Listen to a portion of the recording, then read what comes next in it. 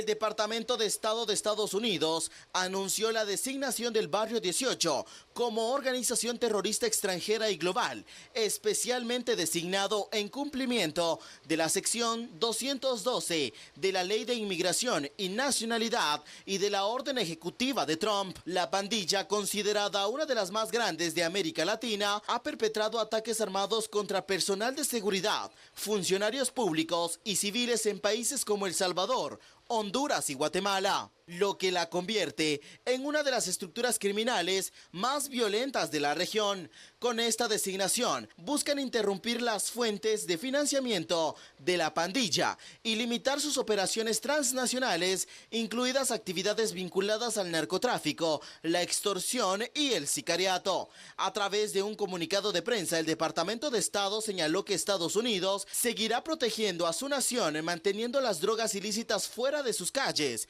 e interrumpiendo las fuentes de ingreso que financian la actividad violenta y delictiva de las pandillas y de los cárteles de la droga. La designación como organización terrorista extranjera implica que cualquier persona que colabore con el Barrio 18 podría enfrentar cargos penales en Estados Unidos, además de sanciones financieras y restricciones migratorias. Las autoridades estadounidenses podrán congelar activos vinculados a la pandilla y perseguir judicialmente a sus miembros y colaboradores.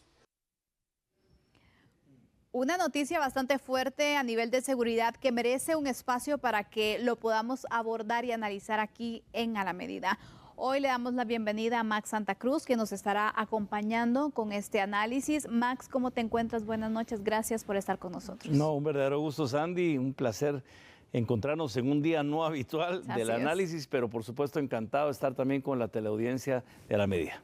Llama la atención este anuncio que ha hecho Estados Unidos y cómo el Barrio 18 también ha ido apoderándose de territorios y también se ha ido extendiendo en cuanto a sus organizaciones. ¿Qué impacto tiene este barrio en el territorio norteamericano para que las propias autoridades ya hayan realizado este nivel de alerta, Max? Bueno, estos grupos juveniles creados cerca de la década de los 60 se conforman en su momento como una organización de protección dentro del barrio frente a lo que en su momento las amenazas las representaban los grupos de afroamericanos en la ciudad de Los Ángeles o los grupos de los famosos cholos, que eran también mexicanodescendientes que disputaban espacios territoriales. Fue un mecanismo más de protección del barrio que de una organización delincuencial. Al cabo de los años, posteriormente, pues ya empezaron a ejercer actividades reñidas con la ley y cuando en los años 80 empiezan algunos a ser deportados, empiezan a situar entonces su base de operaciones en territorios como Guatemala y El Salvador principalmente, pero empiezan poco a poco a extenderse incluso que hace unos años, no sé si todavía continúa, si uno trataba de buscar en las redes sociales, en el internet, una página de la Mara Salvatrucha o la Mara 18, encontraba uno que habían representantes locales de la Mara Salvatrucha y 18, por ejemplo, en Sudáfrica, en países tan lejanos como Sudáfrica. Eso quiere decir que la extensión de la proliferación de una estructura como tal ha abarcado bajo los conceptos de barrio, de organización delincuencial, un crecimiento inusitado. Yo creo que la preocupación de Estados Unidos, más allá de lo que hacen la operación interna en territorio estadounidense de estas organizaciones, está más enfocada sobre lo que hacen afuera de las fronteras de Estados Unidos. En este caso México, con los cárteles ya identificados, pero en el caso de Centroamérica específicamente, con El Salvador y Guatemala principalmente, junto con el Tren de Aragua, que fue recientemente también nombrada dentro de ese marco de organización terrorista, y es ahí donde Estados Unidos empieza a buscar estos mecanismos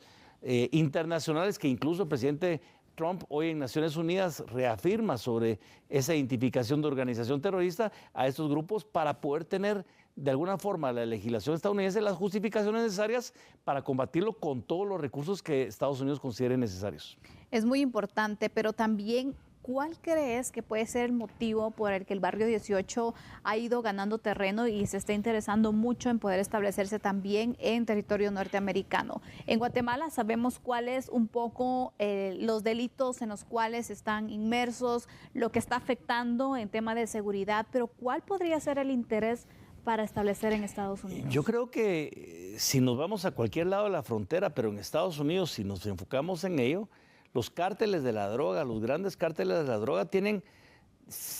compartimentadas o segmentadas sus niveles de operación. Algunos se dedicarán a la producción, otros se dedicarán al trasiego y otros se encargarán de la distribución. Estas organizaciones han servido en algún momento para poder trabajar en el narcomenudeo, que permite llegar a puntos específicos de la distribución de la droga, y no son las grandes operaciones que hacen los cárteles con los capos o con los jefes de los cárteles en las zonas regionales, sino que estas son como las subdivisiones de estas organizaciones que se dedican a esto específico. El narcomenudeo puede abarcar escuelas, centros de entretenimiento, zonas territoriales pequeñas, y se van trabajando de esta manera. Por eso es que la conformación de estas organizaciones desde clicas permiten que haya un espacio territorial. A veces cuando se disputan territorios que son del interés de una clica con la otra, pues son los enfrentamientos fuertes que se dan. Y en paralelo, lógicamente, trabajan como una modalidad de negocio, entre comillas, paralela, el tema de las extorsiones, el tema del sicariato, el tema de que acompañan muchas veces actividades delictivas que son como delitos o operaciones delictivas que están asociadas o derivadas de esa operación de narcomenudeo que responde a intereses y estructuras superiores como son los cárteles de la droga. ¿Podría esta presencia y el anuncio que ha hecho Estados Unidos, porque obviamente busca defender su territorio, pero esta propagación, esta movilización de pandilleros del barrio 18 a Estados Unidos, podría aumentar el estigma que se tiene hacia los migrantes, por ejemplo, latinos específicamente? Podría ser, incluso es parte de las justificaciones que podría encontrar la administración en el caso de buscar un perfil específico de estos integrantes de las maras por temas de tatuajes, por temas de actividades, y ser una razón de deportación. Pero yo vería también un poco más el tema. Yo vería que Estados Unidos hoy en día, en materia de su política, por lo menos exterior a nivel hemisférico, el tema del combate al narcotráfico y al terrorismo identificado como narcotráfico es el punto principal de su presencia en América Latina. Y si esto lo trasladamos incluso al ámbito nacional, podríamos ver que incluso puede salpicar a estructuras de diferentes ámbitos de la sociedad o incluso a nivel del ejercicio del poder local en Guatemala, a nivel de alcaldías, diputaciones o incluso, ¿por qué no?, posibles candidaturas presidenciales asociadas a un tema que para Estados Unidos reviste importancia, pero muy especial, y que quieren abordar el tema en toda su dimensión de operación, desde lo que Estados Unidos haga en la justificación de la deportación de gente que no quieren en territorio estadounidense, delinquiendo y utilizando o fomentando el tema de distribución de las drogas o incluso la utilización de armas en situaciones peligrosas, que creo que hay otros momentos como lo que acabamos de ver en Estados Unidos sobre los ataques a escuelas que paran siendo fuera ya más allá de las maras y del perfil que se busca, actividades que deberían también de preocuparse, y lo que sucede en la operación desde México, que tienen una disputa más difícil con el tema de territorialidad y lo que Estados Unidos puede hacer en territorio mexicano por tradición y por la frontera, y lo que sí pasa en la región centroamericana, que nos hemos vuelto ya no solo una región de trasiego de drogas, sino que incluso peligrosamente estamos llegando al tema de producción de drogas. Y ahí es donde las maras son actores importantes dentro de esta cadena de delincuencial a nivel incluso no solo Centroamérica, sino de Estados Unidos y el resto de América Latina. ¿Qué estrategia puede jugar Guatemala para poder ir de esta forma aprovechando esta oportunidad también de seguridad y poder tener el apoyo incluso de Estados Unidos, ya que están en esta sintonía de venir y poder incluso con México, Estados Unidos, Guatemala, armar un plan para el combate a estas estructuras? Porque sabemos que las maras en nuestro país es uno de los grandes enemigos, uno de los grandes fuertes que tienen que combatir en materia de seguridad. Y bueno, el barrio 18 también ha demostrado el poder que ha tenido. ¿De qué manera Guatemala puede aprovechar esta oportunidad? Bueno, yo creo que podría ser un buen espacio de oportunidad. Vemos con preocupación hoy en día cómo de pronto un frágil sistema judicial facilita la posibilidad del traslado y el retorno de algunos de los cabecillas de estas maras de un centro de detención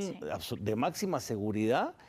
nuevamente a donde pertenecían, donde estaban y operaban de manera mucho más abierta, que es Fray Janes II. Ese es el sistema de justicia. Creo que Guatemala tiene que encontrar espacios de alianza con Estados Unidos en la operación y combate, porque no creo que las capacidades de inteligencia o respuesta institucional de las fuerzas de seguridad de Guatemala sea suficiente para abordar un flagelo que tiene todos los recursos necesarios, que han sido verdaderamente sanguinarios en muchos casos, que en el caso de Salvador llegaron a un momento en donde sí, por negociaciones y por acciones del gobierno actual del presidente Bukele, lograron reducirlos a la expresión que hoy conocemos, y que mucha gente en Guatemala pide que se replique ese modelo, aunque las condiciones